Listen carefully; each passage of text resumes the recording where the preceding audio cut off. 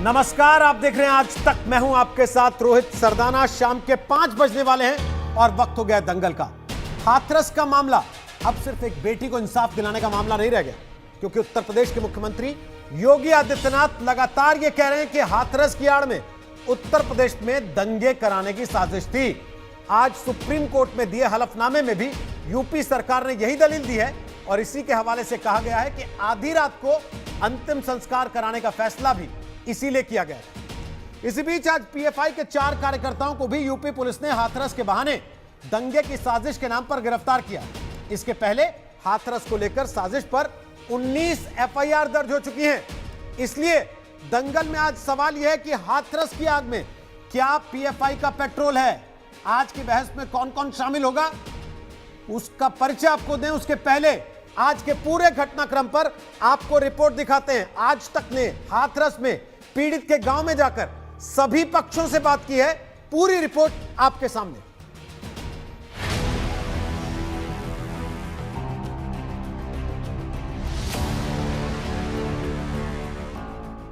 हाथरस में एक बेटी के साथ नाइंसाफी हुई, लेकिन अब इस मामले में राजनीति और साजिश की नई नई परतें खुलती जा रही हैं। बेटी के दर्द और प्रशासन के गैर जिम्मेदाराना रवैये को सबसे पहले उजागर करने वाला आपका चैनल आज तक इस मामले के सभी पहलुओं को निष्पक्ष और बेबाक तरीके से रख रहा है। हाथरस की बेटी के गांव में आज तक की 2 टीमें ठाकुर और वाल्मीकि समाज के बीच पहुंची और उनकी आवाज सुनी। कुल मिलाकर आप सबकी एक राय है। हाँ, यही राय हमारी। निष्पक्ष जांच होनी चाहिए इस केस की। सीबीआई पूरी तरह से, और नार्को टेस्ट भी होना चाहिए दोनों पक्षों का। सब मैम, अगर नार्को टेस्ट भी अगर आप नहीं कराना चाहते तो मैम सीबीआई की जांच तो आपको मैम करानी बिल्कुल नहीं चाहिए। मैम अगर घर वाले नहीं है संतुष्ट, अगर उन्हें नार्को टेस्ट नहीं कराना चाहते, अगर उनकी माँ को अगर बाकी लोग करा मैम, अगर बाकी लोग हैं, उनकी बहन है, भाभी है, वगैरह वगैरह है जो भी, मैम उनको नार्को टेस्ट कराना चाहिए। मैम उनको क्या प्रॉब्लम हो रही है? आप लोग को पूरा भरोसा है कि नार्को टेस्ट अगर हो जाएगा लोगों का तो सच आ जाएगा। हम निराश नहीं है बिल्कुल।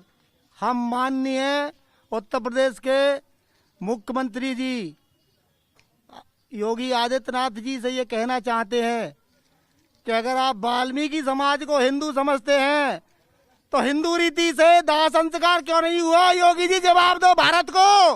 पीड़िता का अंतिम संस्कार किया है प्रशासन ने उनकी गैर हाजिरी में। ये होते कौन है? डीएम साहब से मैं कहना चाहूंगी, वो घर वालों को जिस तरीके से धमकी दे रहे हैं कि अपनी एफआईआर वापस ले लीजिए, मीडिया वाले आज है कल चले जाएंगे। इस बीच आज सुप्रीम कोर्ट में एक पीआईएल पर हाथरस मामले की सुनवाई हुई। सीजेआई एसए बोबडे ने मामले को भयावह कहा और पीड़ित परिवार की सुरक्षा पर यूपी सरकार से हलफनामा दाखिल करने को कहा। हाथरस मामले पर यूपी सरकार ने पहले ही हलफनामा देकर कहा है कि हाथरस के बहाने जातीय और सांप्रदायिक दंगों को भड़काने के प्रयास किए गए। हलफनामे में कहा गया कि परिवार की मंजूरी से ही आधी रात में पीड़ित का अंतिम संस्कार किया गया और आधी रात में अंतिम संस्कार कराने का फैसला इसलिए हुआ क्योंकि सुबह तक का इंतजार करते तो स्थिति अनियंत्रित हो सकती थी। हलफनामे में सीबीआई जांच के लिए रजामंदी की बात भी कही गई। उधर हाथरस मामले में दंगा फैलाने की जिस साजिश का दावा यूपी पुलिस कर रही है, उसके तहत पहले ही 19 एफआईआर दर्ज है। एक वेबसाइट के भांडाफोड़ का दावा हुआ है, तो अब मथुरा से पीएफआई के 4 लोगों की गिरफ्तारी भी हुई है। जिन लोगों की गिरफ्तारी हुई है उनके नाम हैं अतीकुर रहमान निवासी नगला थाना रतनपुरी मुजफ्फरनगर, सिद्दीकी निवासी बेंगारा थाना मलपुरम केरल, मसूद अहमद निवासी जरवल जिला बहराइच, आलम पुत्र लाइक पहलवान निवासी घेर फतेह खान जनपद रामपुर। आपने इन चेहरों को देखा होगा जिन्होंने सीएए के खिलाफ आंदोलन के नाम पर हिंसा करने का प्रयास किया था, जिन्होंने कोरोना कालखंड के दौरान तबलीगी जमात के लोगों को प्रश्रय देकर के कोरोना फैलाने की कुत्सित चेष्टा की थी, जिन्होंने प्रदेश के अंदर विभिन्न स्तर पर अराजकता पैदा करने का प्रयास किया था। और आपने देखा होगा सरकार ने न केवल उनको बेनकाब किया बल्कि ऐसे तत्वों से सख्ती से निपटने का कार्य भी किया। वैसे योगी जब साजिश का दावा कर रहे हैं तो कांग्रेस नेता राहुल गांधी ने आज फिर पीएम की चुप्पी पर सवाल उठाया है। लाखों महिलाएं जिनके साथ रोज कोई ना कोई बदतमीजी होती है, हजारों महिलाएं जिनका रेप होता है, मैं उनके लिए भी यहां आया हूं। इंटरेस्टिंग बात यह है कि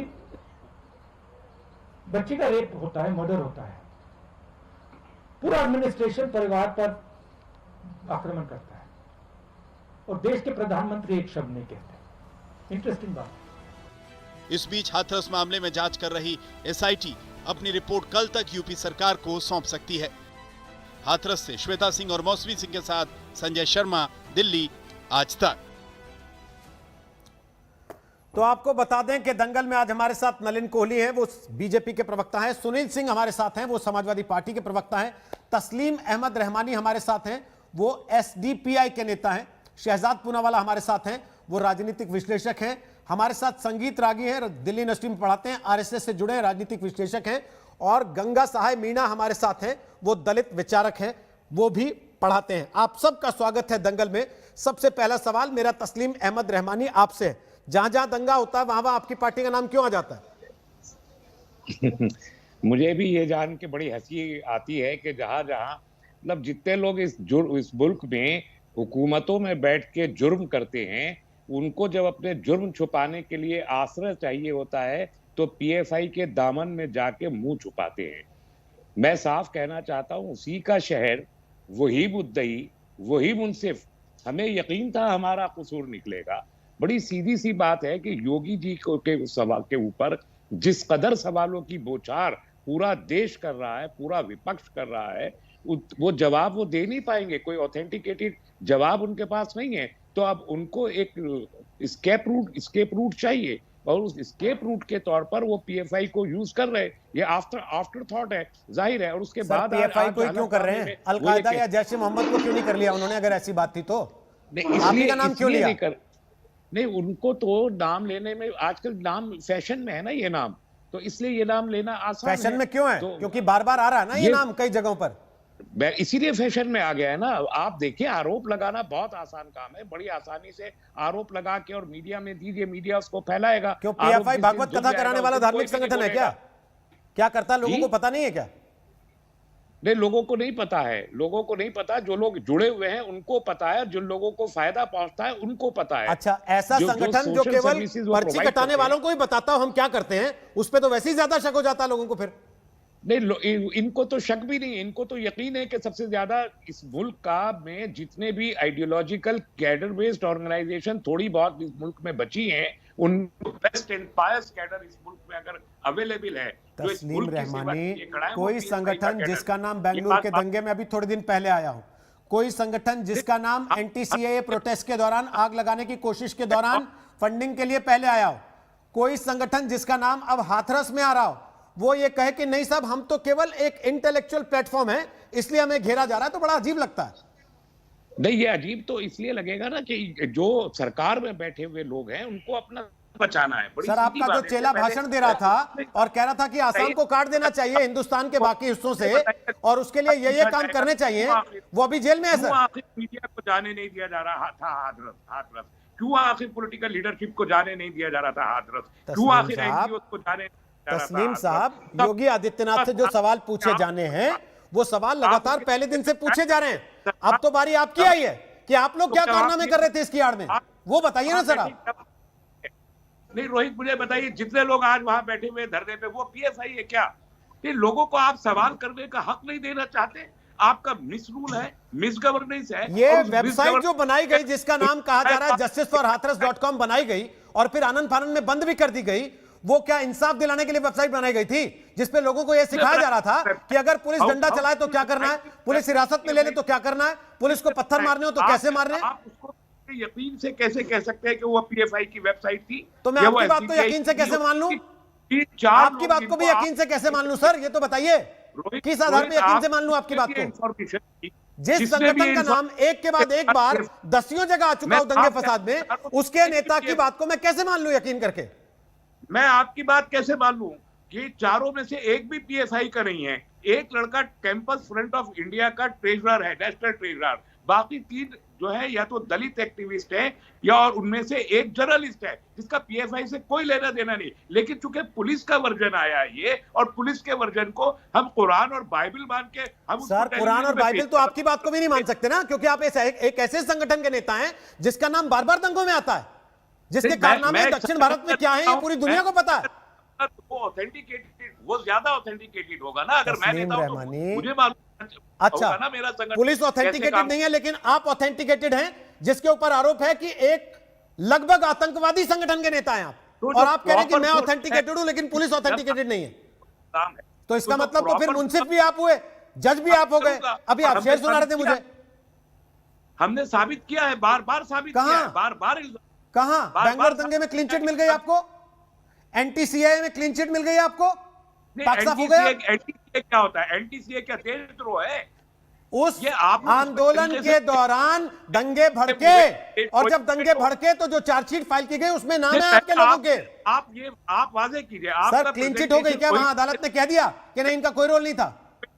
कोई अनडेमोक्रेटिक मूवमेंट हो, कोई क्रिमिनल मूवमेंट हो, कोई टेररिस्ट, मसला डेमोक्रेटिक या अनडेमोक्रेटिक मूवमेंट का नहीं है। मसला यह है कि डेमोक्रेटिक मूवमेंट की आड़ में क्या आग लगाने की कोशिश कर रहे थे आप लोग? मसला यह है। ये झूठ है, ये झूठ है। एंटी-सीए मूवमेंट एक डेमोक्रेटिक मूवमेंट था। अभी तो मैं हाथरस पे सवाल पूछ रहा हूं, आप एंटी-सीए की आड़ मत लीजिए। अभी तो हाथरस पे सवाल पूछ रहा हूं, क्या हाथरस में भी आग लगाने की साजिश कर रहे थे? आपने चूंकि एंटी-सीए मूवमेंट का जिक्र किया दिल्ली का, इसलिए मैं कह रहा हूं कि उस मूवमेंट से भी सरकार डरी, और इस रेप से भी। आप इन लोगों को शर्म नहीं आती? जो लोग सरकार में बैठे, आपको आती है? शर्मिंदा इस बात से कि उनके रहते हुए छोटी छोटी बच्चों का रेप हो रहा है, आपको आती है शर्म? जहां बार बार आग लगती है, जहां लोगों का खून खराबा होता है, जहां गाड़ियों में, बसों में, घरों में आग लगाई जाती है, पत्थर फेंके जाते हैं, वहां आपका नाम लिखा होता है सबसे आगे। आपको आती है शर्म आज तक? क्या ये लोग रेप को एंडोर्स करते हैं? क्या ये रेप को एंडोर्स करते हैं? क्या एक रेपिस्ट को बचाने के लिए आप किसी भी ऑर्गेनाइजेशन का नाम उठा के ले लेंगे? और पुलिस का अभी तो आप मुझे अदालत का हवाला दे रहे थे कि एसडीपीआई को या पीएफआई को किसी अदालत ने दोषी नहीं माना, लेकिन रेपिस्ट कहने में आपकी जुबान नहीं लड़खड़ाती किसी को। एक सेकंड में आप यहां से जजमेंट पास कर देते हैं कि रेप को एंडोर्स किया जा रहा है, रेपिस्ट को एंडोर्स किया जा रहा है। किसने किया रेपिस्ट को एंडोर्स? किसने किया? हिंदू युवा वाहिनी के लोग हैं। नहीं, आप अपना गला पकड़ा जाए तो आप तुरंत भागते हैं कि हाय मामला अदालत में है, लेकिन दूसरी तरफ के मामले में आप तुरंत कहेंगे कि अरे ये तो रेपिस्ट को एंडोर्स कर दिया, अदालत ने मान लिया कि रेपिस्ट। अगर आप अपने आप को बहुत बड़ा बुद्धिजीवी मानते हैं सर, तो फिर दोनों तरफ एक समान रहिए ना। ये उनकी सरकार है, इनकी सरकार में बेटियां महफूज नहीं है, तो इनको पीएफआई दिखाई देता है कि अपनी जान छुड़ाओ और पीएफआई के कंधे पे बंदूक रखो। जो लोग औरतों को निकाल के रेप करने की आइडियोलॉजी। मैं एक चीज कहना चाहूंगा रोहित तस्लीम, शहजाद पूना वाला जवाब दे रहे हैं आपकी बात पर, उसके बाद नलिन कोहली आपके पास। बोलिए शहजाद। मैं कुछ फैक्ट लेकर आया हूं। 2012 में वामपंथी सरकार ने हलफनामे में कहा था कि PFI is nothing but a face of Simi. और मैं ये जो पीएफआई के प्रवक्ता बैठे हैं इनसे पूछना चाहता हूं, क्या आपकी संगठन में अब्दुल हमीद नाम के कोई है? और उनका सिमी में क्या रोल था? सिमी के तमाम मेंबर इनके साथ है। इसके अलावा 2011 से लेकर 2018 तक 19 तक हर जगह एनआईए से लेकर केरल की पुलिस ने इनके पास बम मिले हैं, ये आईसिस के साथ लिंक निकले, ये सारे हलफनामे कोर्ट में दिए हैं। यूपी दंगे, दिल्ली दंगों में इनकी चार्जशीट हुई है, बेंगलुरु के दंगे में इनके ऊपर मांग की गई है, इन पर प्रतिबंध लगे। और मैं सिर्फ इनसे एक ही सवाल पूछना चाहता हूँ, पीएफआई में महिला उत्पीड़न के लिए क्या काम किया जाता है? एक महिला पीएफआई की कोई सदस्य भी है क्या? तो ये दरअसल हाथरस के नाम पर ये पीएफआई और दंगा ब्रिगेड काम पर, और ये जो तस्लीम रहमानी साहब है ये सवाल उठा रहे हैं योगी आदित्यनाथ की सरकार पर। ये खुद पीएफआई एसडीपीआई की ओर से चुनाव लड़ चुके, ओखला में 150 वोट मिले थे। तो 150 वोट वाले तस्लीम रहमानी साहब से मेरा सवाल है, पीएफआई के 5 काम गिना दो महिलाओं के लिए। आपकी 5 महिलाएं भी है ऑर्गेनाइजेशन में। और अब्दुल मजीद जिनका मैंने नाम लिया, अब्दुल हमीद, ये कौन है? और क्या ये सिमी के सदस्य रहे हैं? क्या ये सिमी के अध्यक्ष रहे हैं? जो बैंड आउटफिट सिमी है, बताइए मुझे। तस्लीम साहब जवाब दीजिए, फिर नलिन कोहली आपके पास आ रहा हूं। ठीक है, बताइए। तस्लीम रहमानी जवाब दीजिए, फिर नलिन कोहली आपके पास आ रहा हूं। बोलिए तस्लीम रहमानी। तो शहजाद पूनावाला साहब बैठे हैं, इनके पास ये एक ही कागज है। ये अब तो मैला भी हो गया होगा, कहीं कहीं से फट भी गया होगा। 1.5 साल से इसको सर इसके पास कागज तो है, आपके पास तो कागज भी नहीं है। कागज ही मांगे थे सरकार ने आपसे। हर डिबेट में इनके पास कोई नया है ही नहीं कहने को। इनके पास एक कागज तो है, आपके पास तो कागज भी नहीं है तस्लीम साहब। हमारा बाकायदा वो आप ही की सरकार का नाम ले रहे हैं, जिसको आप अपने रहनुमा मानते हैं। वो केरल की सरकार अगर आपके खिलाफ हलफनामा दे रही है तब क्या कहिएगा? यूपी के तो आपने कह दिया कि आइडियोलॉजिकली आपसे अलग हैं, इसलिए आपको फंसा देते हैं। इंफॉर्मेशन भी पूरी नहीं है सर रहमानी साहब, यूपी की सरकार को तो आपने कह दिया आइडियोलॉजिकल डिफरेंस की वजह से आपको फंसा देती है। केरल की सरकार से तो आपका आइडियोलॉजिकल डिफरेंस नहीं है, वो क्यों फंसा देते हैं आपको? हमारा तो हर शख्स से आइडियोलॉजिकल डिफरेंस है जो लोकतंत्र में यकीन रखता है और जो बम बंदूक नहीं चलाता, जो आग नहीं लगाता, जो दंगा नहीं करता, उस सबसे आपका आइडियोलॉजिकल डिफरेंस है ना। तो भूख पैदा करे, जो खौफ पैदा करे नहीं, साफ साफ बोलिए ना। जो आग लगाने से मना करे, जो बम फोड़ने से मना करे, जो बंदूक चलाने से मना करे, जो सब जगह दंगा फैलाने से मना करे, उसके साथ आपका आइडियोलॉजिकल डिफरेंस है। थॉमस के हाथ काटने के लिए इनके कन्विक्शन हुए हैं। प्रोफेसर थॉमस का हाथ काटने पे कन्विक्शन हुआ है इनका। और पीएफआई में सिमी के सदस्य है, हाँ या ना? तस्लीम रहमानी, 150 वोट मिले हैं, 150 वोट का वास्ता सिमी के लोग है या नहीं है पीएफआई में? जांच कराइए। एनआईए ने जांच की, एनआईए ने सुप्रीम कोर्ट को रिपोर्ट सबमिट की। और कहा आपके आतंकवादी लिंक है, 2018 में बोला है, 2018 में बोला है। एनआईए ने जांच की और कहा कि आप लोग पीपल फॉर इंसाइटमेंट है। पीएफआई का मतलब पीपल फॉर इंसाइटमेंट, दंगे भड़काओ, दंगे लगाओ। और आपने महिलाओं के लिए किया क्या है? आप लोगों की कट्टरवादी सोच है। आप कहां से महिलाओं के संरक्षण बन गए भाई? अच्छा, एक करके शहजाद थोड़ा रुकता हूं। शहजाद ओके। तस्लीम साहब, कोई इन्फॉर्मेशन नहीं है तस्लीम के बारे में, तस्लीम सीबीआई साहब के बारे में आपको है, तभी तो आपको बुलाया था, लेकिन आपको बताने लगे कि ये पूजा पाठ कराने वाला धार्मिक संगठन है जो धूप बत्ती जलाने के लिए माचिस की तीली लगाता है, लेकिन उससे शहर में आग लग जाती है। एक सेकंड, नलिन कोहली वो कह रहे हैं कि आप लोग बलात्कार की घटना से ध्यान हटाने के लिए, लॉ एंड ऑर्डर से ध्यान हटाने के लिए पीएफआई का नाम ला रहे हैं। बोलिए नलिन कोहली। रोहित जी, मैं बड़े गौर से और ध्यान से पूरी चर्चा को सुन रहा था और इस निष्कर्ष पे, इनकी बातों से जो निष्कर्ष निकलता है वो है कि संवैधानिक प्रक्रिया इनके लिए होना चाहिए, भाई पहले कोर्ट में साबित हो जाए। बाकी दुनिया को गाली, इन्होंने योगी जी की सरकार को गाली दे दी, केंद्र को गाली दे दी, जितने प्रश्न हैं उनको गाली दे दिए और सबको दोषी करार कर दिया। ये कौन सी संवैधानिक प्रक्रिया है कि बाकी सब दोषी हैं, हमारे को पहले आप साबित करिए कि हम दोषी हैं। दूसरी बात है कि ये आपका प्रश्न बहुत ज्यादा महत्वपूर्ण है कि हर जगह जब कोई दंगा की कोई बात आती तो इनका नाम क्यों आता है? मतलब तमिलनाडु भी हो तो वहां पर भी इनका नाम आया, बेंगलोर हो तो वहां पर भी आ जाता है। मतलब इनको इस बात से भाग नहीं सकते, कहीं तो पूछना पड़ेगा, या तो ये उन लोगों को षड्यंत्र ये कर रचते हैं या उन लोगों को ये पनाह देते हैं जो इस प्रकार की षड्यंत्र करते हैं। और इस पर कोई काम हो तो पुलिस पे प्रश्न उठा देंगे, सब पे उठा देंगे, फंडिंग बाहर से लेते हैं। तो ये संस्था जो है, इस पे प्रश्न तो जरूर है। और जिस प्रकार से टीवी पे नहमानी साहब उसका बयान जो कर रहे हैं, उससे ये संदेह के घेरे से अपने आप को हटा नहीं रहे। ये इस बात को और साबित कर रहे हैं कि हम तो अपने आप को इनोसेंट अंटिल प्रूव्ड गिल्टी हैं, बाकी आप सब गिल्टी हैं। इससे और भी संदेह पैदा होती है। अब इसका है प्रश्न पूछने का जो मतलब मैं मानता हूं है कि यहाँ हाथरस में उस महिला के साथ न्याय हो। ये सबसे कोर में बात है, सबसे महत्वपूर्ण बात है कि न्याय उस महिला को मिलना चाहिए, उसके परिवार को मिलना चाहिए, और दोषी जो भी हो उन दोषियों पे कड़ी से कड़ी सजा होनी चाहिए। यही तो केंद्र। लेकिन उसमें पीएफआई का क्या रोल है? उत्तर प्रदेश की तो संस्था है नहीं। मतलब केरल से चल के हर जगह जहां पर कोई दंगा करने की बात अगर आ रही है या वहां पर शांति को भंग करने की है, तो इनका नाम अगर उठ रहा है तो संदेह के घेरे में कैसे नहीं आएंगे? और शहजाद ने एक अच्छी बात पूछी कि आप बताइए ना, महिला उत्पीड़न के लिए या उनकी भलाई के लिए आपने काम क्या किए हैं? आपकी लोकस क्या है? कुछ काम किए, कुछ कारनामे किए, बताइए। तो ये तो आप बता नहीं पा रहे, एक आप सुना नहीं पा रहे, बाकी सबको गाली दे जा रहे हैं आप। और कह रहे हम जो है बिल्कुल स्वच्छ है, साफ है। कोहली साहब, आज अदालत में आपकी सरकार ने इतना बड़ा हलफनामा दिया, 19 एफआईआर किए यूपी की पुलिस ने इस पूरे मामले को लेकर। क्या यूपी पुलिस को, उनकी लोकल इंटेलिजेंस को कोई अंदाजा नहीं था कि ये सब क्या होने वाला है? क्या कुछ तैयारी करके बैठे हैं ये संगठन, जो आज आप जाके बता रहे हैं अदालत में कि भाई अगर आधी रात में न जलाते तो जाने क्या कुछ हो जाता? इस पे मैं रोहित जी बिल्कुल स्पष्ट रूप से कहना चाहूंगा कि माननीय उच्चतम न्यायालय में, सुप्रीम कोर्ट में कोई भी हलफनामा दिया जाए, उसे किसी भी कोर्ट में वैसे भी हलफनामा देना साधारण बात नहीं, क्योंकि ये ओथ पर सरकार या व्यक्ति अपनी बात रखते हैं और एक उसमें झूठ अगर हो या कोई गलत बात हो, उसकी कार्रवाई बहुत कड़ी होती है, बहुत ज्यादा कड़ी होती है। तो हलफनामे में जो कहा जाता है वो बहुत महत्वपूर्ण होता है और सोच समझ के हर शब्द उसमें होता है। तो उन्होंने जो हलफनामे में डाला है, एक मिनट में अपनी बात तो कर लूं, मैंने किसी को टोका नहीं, शांति से सुन रहा था। आप अपनी बात अपने समय पे जरूर कहिए। की बात कर रहे हैं, मैं नहीं, कोई बात नहीं, मैं तो हलफनामे पे, एक मिनट, हलफनामे पे आप मुझे बाद में याद दिला दीजिएगा, मैं अपनी बात पूरी कर लूंगा, ठीक है ना। आपको कई अवसर मिलेंगे इस डिबेट में मुझे अपनी बात रखने के लिए, और जिसका जवाब मैं जरूर दूंगा। अब हलफनामा एक, मैंने कहा, बड़ी गंभीर, बहुत गंभीर डॉक्यूमेंट है, ये ओथ पर है। दूसरी बात जो आप कह रहे हैं कि सिक्योरिटी या इंटेलिजेंस फेलियर, कई चीजों का इंटेलिजेंस ना मिले, क्यों हर व्यक्ति पे थोड़ी ना आप जांच के उसको डाल के हर व्यक्ति को मॉनिटर करना लगेंगे, फिर प्रश्न उठ जाएगा कि ये तो पुलिस स्टेट बन गई है।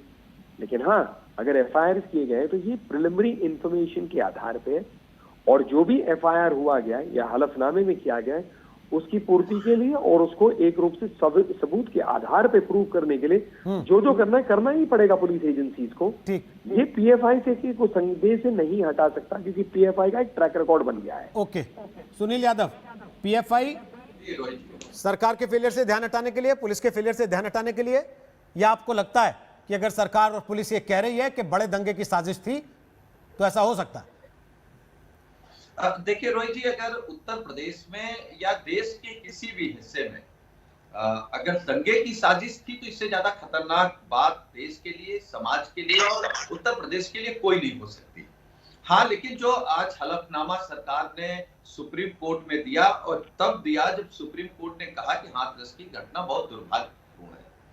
अब उसमें आप कह रहे थे कि सरकार ने बताया है कि डेड बॉडी रात को क्यों जलानी पड़ी, हिंदू रीति रिवाज में जब रात में नहीं जलाया जाता तो क्यों जलानी पड़ी। तो सरकार ने यह माना है कि इस वजह से जलानी पड़ी। तो सरकार ने यह स्पष्ट किया कि नहीं कि किसके कहने से जलानी पड़ी, क्योंकि मीडिया से लेकर के विपक्ष यही पूछ रहा था कि आखिर डेड बॉडी रात में क्यों जलाई गई, आनंद फानन में क्यों जलाई गई। तो हलफनामे में सरकार ने क्या दिया, योगी जी के कहने पर जलाई गई कि बड़े अधिकारी के कहने पर जलाई गई। एक दूसरी बात यह है कि परिवार का फोन क्यों टेप कर रही थी योगी सरकार, क्यों वो बातें सुन रही थी कि कौन उससे बात कर रहा है कौन नहीं बात कर रहा है। पहले ही दिन से, पहले दिन तो पीएफआई आई नहीं, और अगर सरकार को जानकारी थी तो सरकार को पहले बता देना चाहिए था। एक, उस डीएम के खिलाफ क्या कार्रवाई की आपने, जो डीएम ये कह रहा था कि आपकी बेटी को कोरोना हो जाता तो ये भी नहीं मिलता, जो डीएम ये कह रहा था कि कल मीडिया चली जाएगी हम ही बचेंगे, इसको आप क्या कहेंगे, इसको तो धमकी ही कहेंगे ना। तो सरकार, अगर सरकार को लगता है रोहित जी हाथरस में दंगा हो सकता था, तो हम तो बेटी के न्याय के लिए लड़ रहे हैं, आप बलरामपुर में क्यों नहीं रोक पाए, आजमगढ़ में आपने क्या किया, जौनपुर में क्या किया, बनारस में क्या किया, कानपुर देहात में क्या किया, आज दोबारा हाथरस में क्या किया, अलीगढ़ में क्या किया, गाजियाबाद में क्या हुआ, क्या सब जगह साजिश थी, विदेशी ताकत की थी या पीएफआई की थी। और मैं दूसरी बात कह रहा हूं रोहित जी, अगर सरकार को सुनील जी, आप दूसरी बात कहने से पहले दूसरी तरफ ले जा रहे हैं सब जगह इतना खतरनाक, आप चीजों को दूसरी तरफ ले जा रहे हैं। तो मैं तो आपकी डिबेट के माध्यम से कहूंगा, नहीं सुनील जी, मैं एक चीज कह रहा हूं, सरकार से और अपनी सरकार से इस पर प्रतिबंध लगाएं। आप दूसरी बात कहने से पहले दूसरी तरफ ले गए चीजों को।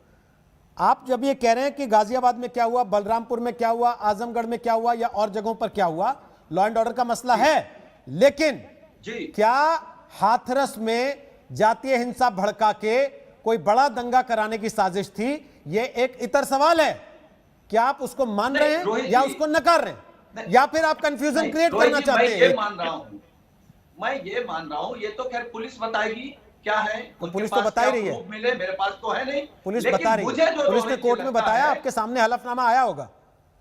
रोहित जी, मुझे जो लगता है जब योगी सरकार कई सवालों के जवाब नहीं दे पाई, तब एक नया ये नैरेटिव लेकर के आए या नया फार्मूला लेकर के आए। लेकिन अगर ये सच है तो ये दुर्भाग्यपूर्ण है, इसमें भी सरकार कहीं ना कहीं फेल है। लेकिन अगर ये सच है तो मैं ये सरकार से अनुरोध करूंगा आपकी डिबेट के माध्यम से, इनके खिलाफ कड़ी कार्रवाई करें, और दिल्ली सरकार से कहूंगा अगर लगातार दंगों में, भड़काने में, आग लगाने में इनके नाम आ रहे हैं तो अब तक सरकारें मौन क्यों हैं, इस पर प्रतिबंध क्यों नहीं?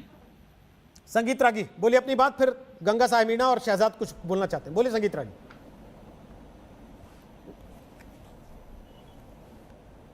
देखिए रोहित जी, मुझे लगता है कि जितनी भी सरकारें हैं, चाहे वो भारतीय जनता पार्टी की सरकार रही हो या कांग्रेस की सरकार रही हो, इस प्रकार की घटनाएं हर के शासन में होते रहे हैं।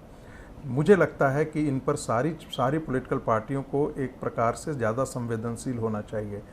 ये सवाल ज़रूर उठेगा कि हाथरस पर तो आप जाकर के इस प्रकार के आप बवाल मचा रहे हैं, वहाँ पर इस प्रकार के आप 24 घंटे आप उस पर नज़र लिए, लेकिन आप वहीं पर जो है वो हनुमान नगर में यदि राजस्थान में होता है तो नहीं। इसका बहुत चर्चा हो चुकी है, अन्य जगहों पर नहीं जा सकेंगे। दूसरी बात मैं ये कहना चाहता हूँ कि देखिए, गुजरात विधानसभा चुनाव से ही कैम्ब्रिज एनालिटिका के सहारे हिंदू समाज को कैसे तोड़ा जाए, और वो कर्नाटक के चुनाव में भी प्रयोग किया गया था, गुजरात विधानसभा में भी प्रयोग किया गया था, और पिछले 2019 के लोकसभा चुनाव में भी जो भी रेडिकल इस्लामिस्ट ताकतें थीं, क्रिश्चियन मिशनरीज थीं, और कांग्रेस पार्टी इन सारे दलित विचारकों के साथ मिलकर के एक प्रकार का प्रयोग 2019 के भी चुनाव में किया गया था।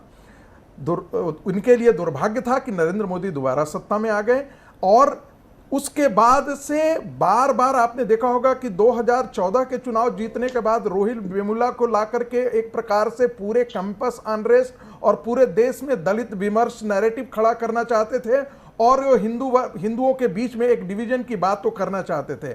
मैं फिर यहाँ कहना चाहूँगा कि सवर्णों को ज़्यादा जिम्मेदारी से अपनी भूमिका निभाने का समय है, क्योंकि जो भी रेडिकल इस्लामिस्ट ताकतें हैं, वो जिन्ना के जो नैरेटिव था, जो जिन्ना पाकिस्तान बनने से पहले दलित मुस्लिम एकता की बात करता था, जिसे अंबेडकर जी ने खारिज कर दिया था, उसे खड़ा करने की कोशिश की जा रही है। दूसरी बात, एक बात प्लीज सर, मैंने हस्तक्षेप नहीं किया था, वेट कीजिए सर, वेट कीजिए सर, 10 सेकंड सर, 10 सेकंड। कहां से आ गया हाथरस में?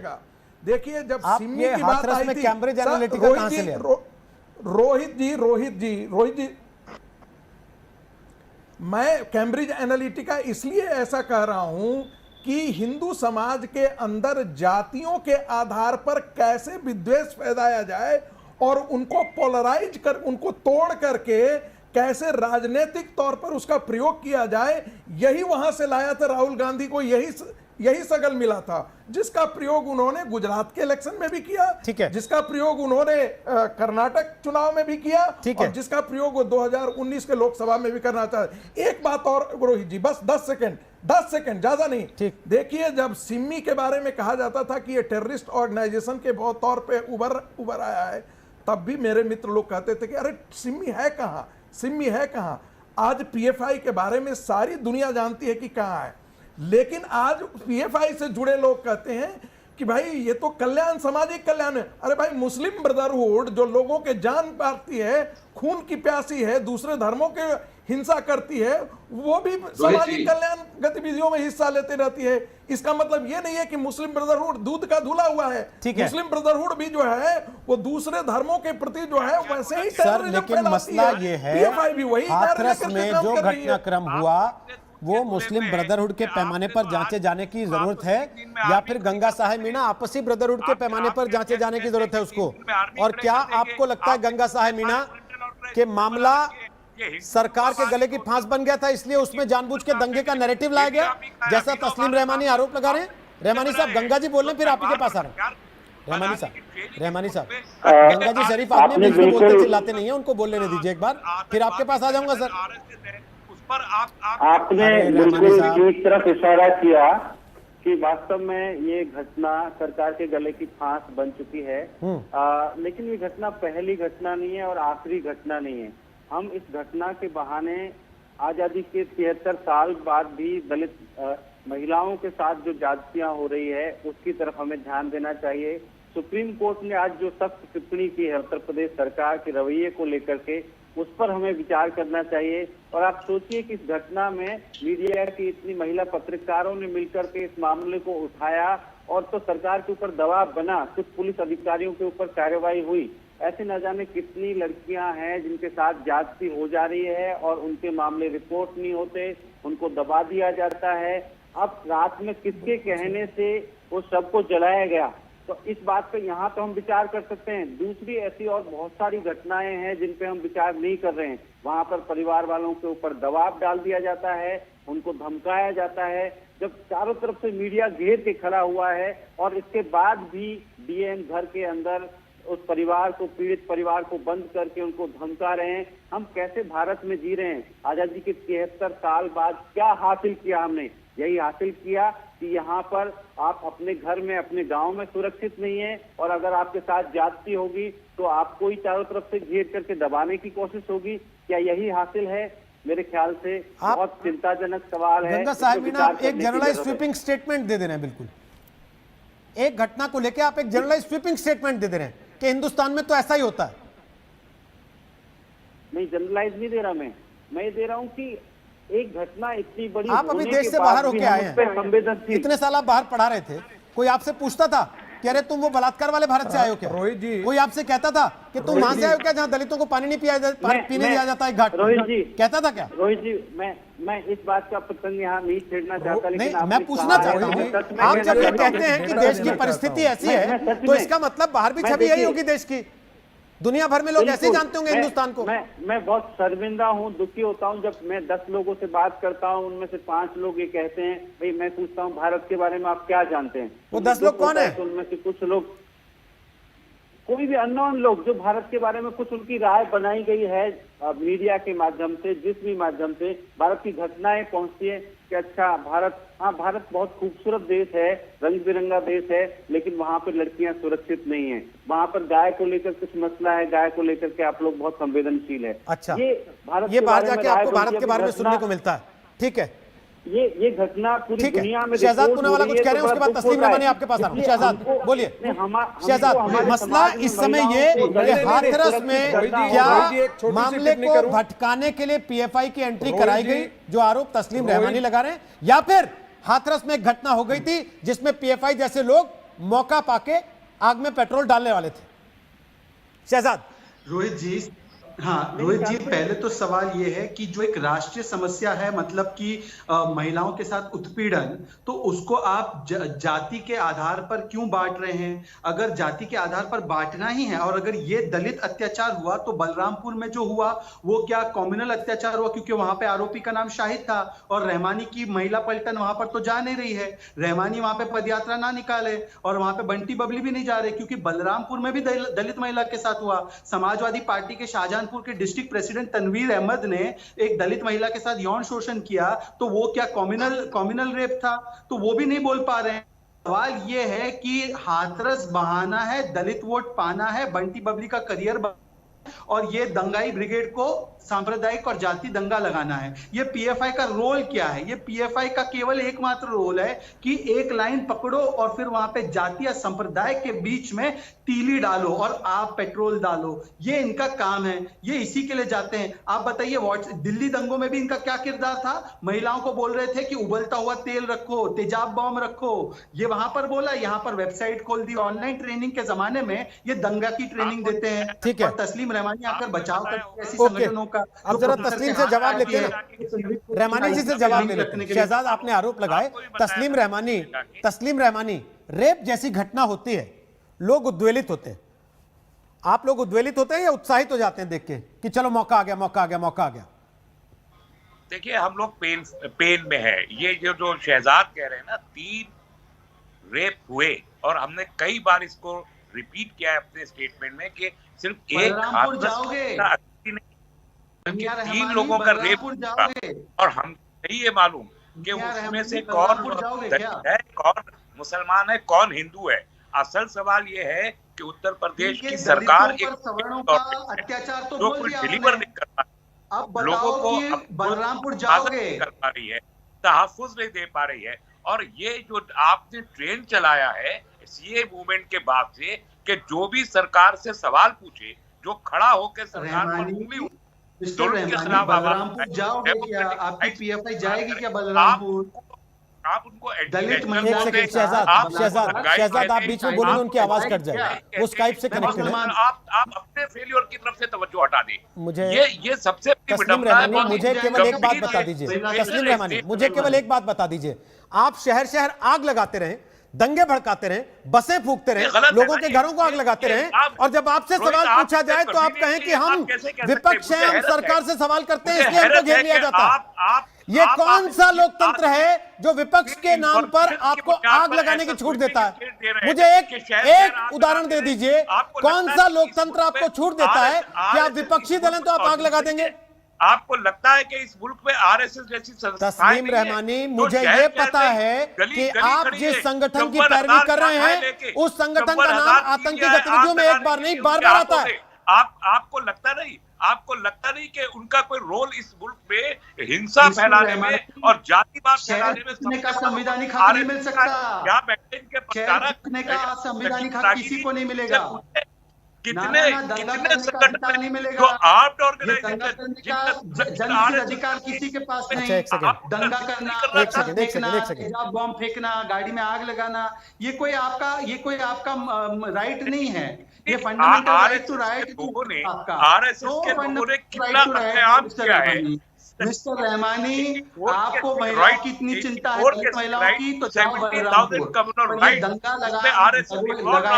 पत्थर फेंकेंगे, बम लगाएंगे। ठीक है शहजाद और तस्लीम साहब, एक सेकंड रुक जाइए। सुनील यादव और नलिन कोहली, आप दोनों को चर्चा में ला रहा हूं। इसके पहले संगीत रागी कुछ कहना चाहते हैं। संगीत जी फटाफट छोटा बोलिएगा, फिर मैं नलिन कोहली और सुनील यादव को ला रहा हूं। देखिए बस 3 पॉइंट में बोलना चाहता हूं रोहित जी। आप सिम्मी का डॉक्यूमेंट पढ़ लीजिएगा। वो इस देश में गजवाए हिंद स्थापित करना चाहता है और पीएफआई उसी सिम्मी का अवतार है। तो दूसरे धर्मों के लिए इस देश में इस्लामिक राज्य लाने की कल्पना पीएफआई के साथ है। दूसरी बात, प्लीज दूसरी बात, प्लीज एक मिनट जरा सा मुझे बोल लेने दीजिए। एक एक करके बात कर लेना। अरे सुन तो लीजिए, एक एक करके बात कर लेना। रहमानी साहब, आपने बोला, सबने सुन लिया ना आपकी बात को, अब जरा उनकी बात भी सुन लीजिए। आप लगातार आरएसएस करते रहे, ये इल्जाम लगाते हैं। अब आरएसएस वाले बोले, आप नहीं कहते क्या ये हिंदू राष्ट्र बनाना चाहते हैं? वो सुनते हैं बैठ के, आप कहते हैं ना ये हिंदू राष्ट्र बनाना चाहते हैं, जैसे हिंदू राष्ट्र ना हो कोई आतंकी राष्ट्र हो, लेकिन उसके बाद भी वो सुनते हैं ना बैठ के। तो आप भी सुनिए। रखिए, मैं आपके सारे प्रश्नों का जवाब संगीत रागी फटाफट छोटा, फिर नलिन कोहली और सुनील यादव आ रहे हैं। बोलिए संगीत रागी। तस्लीम रहमानी, दूसरी बात देखिए, ये कहना कि सारे दलित लोगों के साथ ही ऐसे अपराध होते हैं, ये स्टैटिस्टिकली गलत है। दलितों की संख्या जो है, दलितों का जो प्रोपोर्शन है वो 27-28% है, लेकिन दलितों के साथ होने वाला रेप का जो प्रतिशत है वो 11-13% के आसपास बीच पे है। इसलिए ये कहना कि सारे ये काम घटिया चीजें दलितों के साथ ही हो रहा है, मैं फिर कह रहा हूँ ये एक प्रकार का कोड है, समाज के लिए कोड है, और हमको महिलाओं के प्रति बेहतर तरीके से संवेदनशील होना चाहिए। ठीक है, अब जरा मैं नलिन कोहली और सुनील सिंह यादव के पास जा रहा हूँ। रहमानी साहब बीच में मत बोलिए प्लीज, अच्छा नहीं लगता ना, आपकी बात सुनाई देगी और आप अपनी एनर्जी भी वेस्ट करेंगे। आपके पास जब आए तब बोलिए, कम से कम बात सुनाई देगी, रजिस्टर होगी ना उस समय। एक सेकंड शहजाद प्लीज, अरे आप प्लीज बस नलिन कोहली और सुनील यादव दोनों को स्क्रीन पे लाइए, दोनों के पास। तीसरी बात मैं ये कहना सुनील यादव विपक्ष में तो आप यदि संगीत रागी बात, सुनील यादव विपक्ष में तो आप भी मुसलमानों का प्रदर्शन भी करते होंगे, लेकिन आपके ऊपर कभी आरोप लगा कि ये दंगा भड़काना चाहते हैं देश में, इनके ऊपर लगा दिया जाए रासुका और इनको अंदर डाल दिया जाए? हाथरस में तो आप भी प्रोटेस्ट कर रहे हैं, लेकिन किसी ने ये नहीं कहा कि सुनील यादव की पार्टी, अखिलेश यादव की पार्टी दंगा भड़काना चाहती है वहां पे जाके? ठीक बात है रोहित जी। देखिए रोहित जी, मैं लगातार जब इन मुद्दों पर डिबेट देखता हूं, तो क्योंकि बीजेपी यूपी पे नहीं बोलना चाहती, कांग्रेस राजस्थान पे नहीं बोलना चाहती, तो मैं क्यों ये कह दूं कि बेटी कहीं की वो हिंदुस्तान की है। हम ये मान सकते हैं पीएफआई का क्या रोल है ये मैं नहीं जानता, ये तो खैर सरकार बताएगी, लेकिन रोहित जी मैं आपके चैनल पे बड़ी जिम्मेदारी के साथ कह सकता हूं, उत्तर प्रदेश के माननीय मुख्यमंत्री योगी आदित्यनाथ जी के सलाहकार हैं सलम बड़ी जी। पीएफआई आने से पहले 2 दिन पहले एक टीवी डिबेट में उन्होंने कहा कि जाति दंगा कराने की साजिश हो रही थी। ये बात उन्होंने तब कही जब 4 सवालों के जवाब योगी सरकार लगातार नहीं दे पा रही थी हाथरस की बेटी को लेकर के। जो देश पूछ रहा था, जो आज तक पूछ रहा था, जो समाजवादी पार्टी पूछ रही थी, यह सारा समूचा देश जानना चाहता था। तो इसका मतलब पीएफआई को प्रशासन, पुलिस बाद में जान पाई, उत्तर प्रदेश की एलाइव इंटेलिजेंस बाद में जान पाई, मुख्यमंत्री कार्यालय में बैठने वाले उनके सलाहकार पहले जान जाते हैं तो हम किसको ज्यादा तेज माने, या माने कि मुख्यमंत्री जी के कार्यालय में ही तय हुआ कि अब ये दंगे वाला एंगल आना चाहिए? ये तो मैं आपकी डिबेट के माध्यम से योगी सरकार से जानना चाहता हूं। नलिन जी जवाब दीजिए। नहीं तो आरोप है, और सुनील जी ने एक बात कही जो अच्छी बात कही, रेप किसी भी रेप कहीं पर भी हो, किसी भी महिला पे हो, देश की बेटी है और इसका दुख हम सबको होना चाहिए। गिल जी मैंने आपको टोका नहीं भाई साहब, ऐसे आपने लंबा चौड़ा बोला, मैंने तो कुछ बोला ही नहीं। अब मैं अपनी बात कह रहा हूँ, आपने अपनी बात रखी, आपका अधिकार था अपना बात रखना है। अरे छोड़िए ना, आपने आरोप लगाया, आपकी बात है वो, इसीलिए उन्होंने एक बात जो कही, रोहित जी आपकी अनुमति से मैं अपनी बात कह दूं। धन्यवाद। के साथ बोल रहा हूं, मैं फिर अरे छोड़िए ना, आपके प्रमाण अगर आपको देना है तो मुलायम सिंह यादव जी ने कहा नहीं था कि अरे रेप का होता है, ये लड़के ऐसे कर ही लेते हैं, कहा था या नहीं कहा था? आप उस पर थोड़ा प्रमाण दीजिए ना, देश को ज्ञान बांटने में आप लगे हुए हैं आज तक चैनल के माध्यम से। पूरे उत्तर प्रदेश का पूरा देश आपसे पूछ रहा है, आपने एक अच्छी बात कही। ऐसा है रोहित जी, पहले वो बोल लें फिर मैं बोल लूं, मैं टोक कर बात ऊपर से करना पसंद नहीं करता। सुनील जी आपकी अगर खत्म हो गई बात तो मैं अपनी बात रख लूं, मेरा अधिकार है रखने का ही। आप रखिए, लेकिन मैं चाहता हूं नहीं फिर आप चुप रहिए शांति से, मैंने आपकी पूरी बात सुन ली, अब मैं अपनी बात कह रहा हूँ सुनील जी। पहली बात मैं कहना चाहता हूँ सुनील जी, आपकी बात मैंने सुन लिया। जैसे मुझे लग रहा है आप जो है शर्मिंदा हो रहे हैं कि मुलायम सिंह यादव जी ने एक बयान दिया था लड़के थे होते हैं रेप होता है, नहीं इसलिए आप शर्मिंदा है क्योंकि आपने एक अच्छी बात कही डिबेट में, और मैं आपका धन्यवाद करता हूँ सुनील जी, क्योंकि कोई भी रेप कहीं पर भी देश में हो उसके लिए हम सबको सुखी होना चाहिए। बिना टोका टाकी के आपको सुना गया ना सुनील जी, आपने जो भी कहा सबने सुना, कोई नहीं बोला बीच में। अब कम से कम दूसरी बात तो सुन लीजिए, कम से कम आपको पसंद नहीं आया ठीक है, वापस आइए अपनी बात रखिएगा। अखाड़ा मत बनाइए ना, अगर नेता अखाड़ा से निकला उसका ये थोड़ी ना मतलब कि डिबेट का स्तर भी आप अखाड़ा जैसा कर देंगे। नलिन जी पूरा कीजिए बात। मैंने कहा कि आपने अच्छी बात की और मैं आपका धन्यवाद करता हूं उसके लिए कि रेप किसी का भी हो, किसी महिला का हो, कहीं पर भी हो, हम सबको दुख होना चाहिए, बिल्कुल होना चाहिए। प्रश्न ये भी उठना चाहिए कि लड़कों को क्या हो गया कि इस प्रकार का दुष्कर्म कर रहे हैं, ये महत्वपूर्ण बात है और हम सबको चुभनी चाहिए। दूसरी बात राजनीतिक जो बात है, आपने आपका अधिकार है कि विपक्षी पार्टी आप आरोप लगा सकते हैं, लगाइए। मामला सुप्रीम कोर्ट तक आ गया, इलाहाबाद हाई कोर्ट में, आपको क्या लग रहा है कि कोर्ट में कोई बात छिपी रहेगी? जो भी है किया जाएगा, किसी से गलती हुई उस पर कार्रवाई होगी। लेकिन पीएफआई के रोल को क्यों हम नजरअंदाज करें? क्या कमाल की संस्था है, शांति की बात करती है, संविधान की बात करती है, जहां किसी से मानते नहीं वहां दंगा करा देते हैं, ऐसे ही आरोप आ रहे हैं इन पे। दूसरी तरफ एक का हाथ काट देते, केरल में काटा या नहीं काटा प्रोफेसर साहब का हाथ, क्योंकि उनसे वो संतुष्ट नहीं थे। रुद्रेश को मारा या नहीं मारा, इनकी क्या है ना, इनकी बड़ी शांति की नई परिभाषा है, जो हमें पसंद नहीं आई है उनको मार देंगे, उनका हाथ काट देंगे या कुछ कर देंगे। कमाल की संस्था है, मतलब इसलिए पीएफआई के बारे में बहुत बहुत शुक्रिया। समय खत्म हो रहा है, लेकिन एक बात जरूर कहना चाहते हैं कार्यक्रम खत्म करने के पहले, वो ये कि रेप जैसा घृणित अपराध, वैसे तो अपराध कोई भी हो, लेकिन रेप जैसा जघन्य अपराध तो कभी भी जातीय या सांप्रदायिक चश्मे से कतई नहीं देखा जाना चाहिए। और बलात्कार जैसा अपराध अगर किसी को भी उद्वेलित करने की बजाय उत्साहित करता है कि ये तो मौका आ गया, तो शर्म से डूब मरने वाली बात है। एक छोटा सा ब्रेक ले रहे हैं। जो सवाल हमने आज आपसे पूछा उसके जवाब आपने क्या दिए? तो हमने आज आपसे दंगल में सवाल पूछा था, क्या हाथरस मामले को लेकर योगी सरकार के खिलाफ देश विरोधी ताकतों ने कोई साजिश की? आपको क्या लगता है? आपके जो जवाब हमें मिले 82%, 82% लोगों को लगता है हां साजिश हुई, जबकि 18% लोगों को ऐसा नहीं लगता। छोटा सा ब्रेक ले रहे हैं, आगे हल्ला बोल होगा अंजना के साथ। आप देखते रहिए आज तक। नमस्कार, मैं हूं अंजना ओम कश्यप। हमें उम्मीद है ये वीडियो आपको पसंद आया होगा। लेटेस्ट खबरों के लिए यूं ही देखते रहिए आज तक, और इस वीडियो के पसंद आने पर लाइक, शेयर एंड सब्सक्राइब करना ना भूलें।